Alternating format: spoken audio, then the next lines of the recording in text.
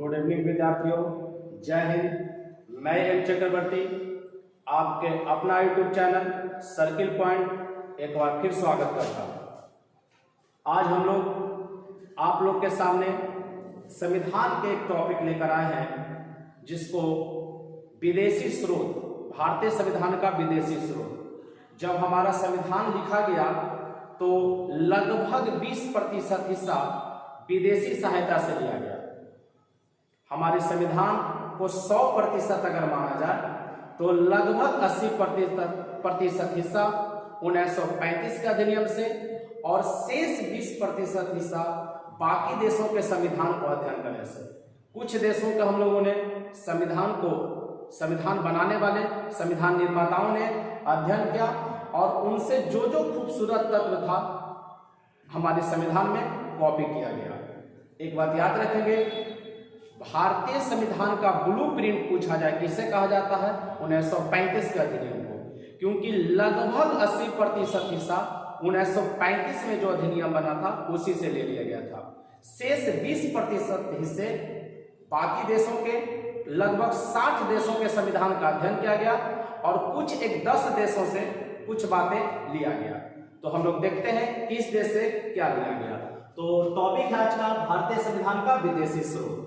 तो ब्रिटेन से सबसे पहले हम लोग देखते हैं कौन कौन सी बातें ली गई। सबसे पहले संसदीय प्रणाली, याद रखिएगा संसदीय प्रणाली किस देश से लिया गया? तो ब्रिटेन से। संसदीय प्रणाली में क्या आएगा? राष्ट्रपति का पद आएगा, लोकसभा आएगा, राज्यसभा आएगा। आपसे ये भी कह सकता है कि राष्ट्रपति का पद कहां से लिया गया? तो जवाब ब्रिटेन होगा। लोकसभा कहां से लिया गया? तो ब्रिटेन। राज्यसभा कहां से लिया गया?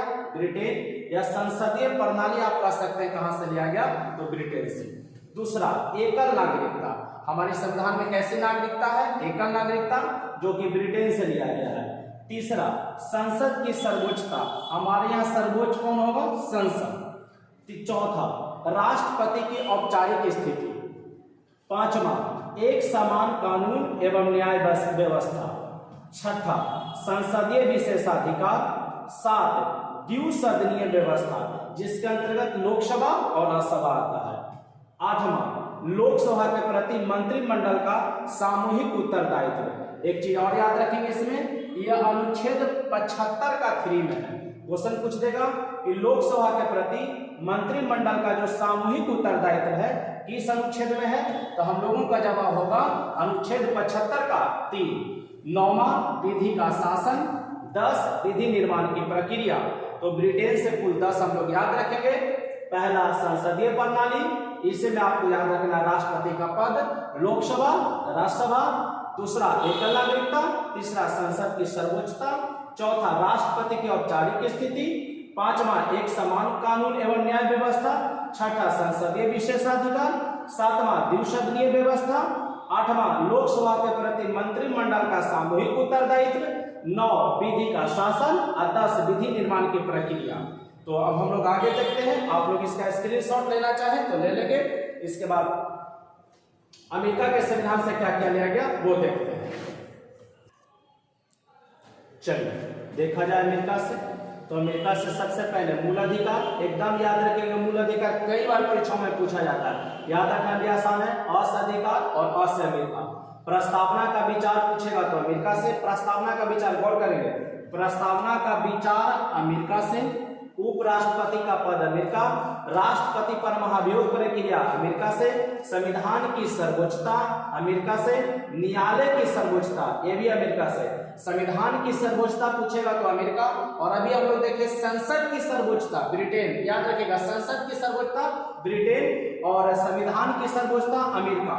राष्ट्रपति का निर्वाचन प्रक्रिया अमेरिका से। राष्ट्रपति का निर्वाचन प्रक्रिया अमेरिका से।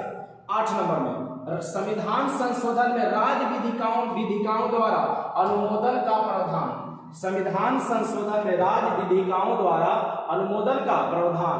और 9वां है सुप्रीम कोर्ट और हाई कोर्ट के न्यायाधीशों को पद से हटाया जाना। सर्वोच्च न्यायालय और उच्च न्यायालय के न्यायाधीशों को पद से हटाया जाना। तो अमेरिका से कुल 9 देख लिए हम लोग, एक बार फिर से देख लें।